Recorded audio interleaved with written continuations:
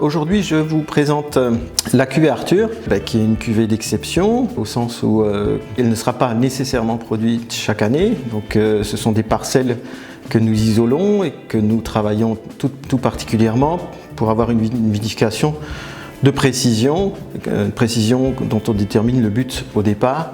Donc la cuvée Arthur est produite dans le terroir du Dorfschatz, littéralement traduit trésor du village. Elle est produite donc sur un terroir calcaro-gréseux. La particularité de cette vigne, c'est qu'elle est plantée à 10 000 pieds hectares. On pourrait comparer ça aux encépagements bourguignons ou bordelais de qualité.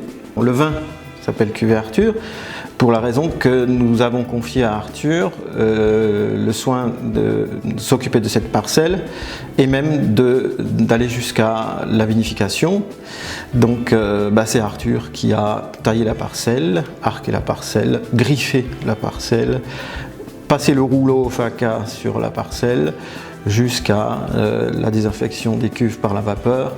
Enfin voilà, c'est un process qu'il a suivi de bout en bout, à des fins pédagogiques, je dirais.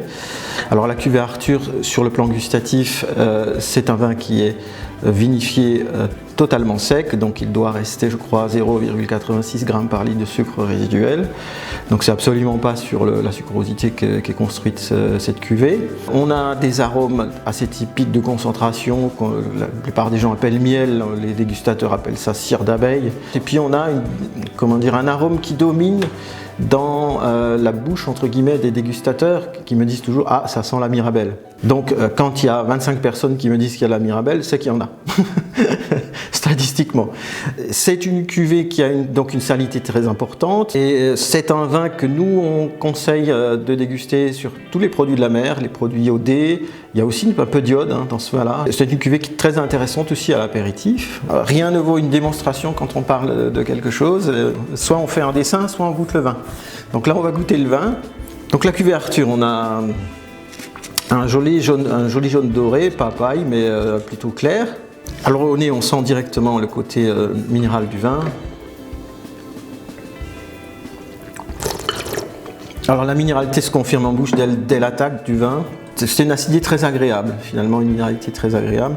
Et c'est vraiment salé, parce qu'on salive beaucoup en fin de bouche. D'aucuns diraient qu'il y a de la tension, mais j'aime pas trop ce mot, parce que moi, je suis plutôt très détendu quand je bois du vin. Donc...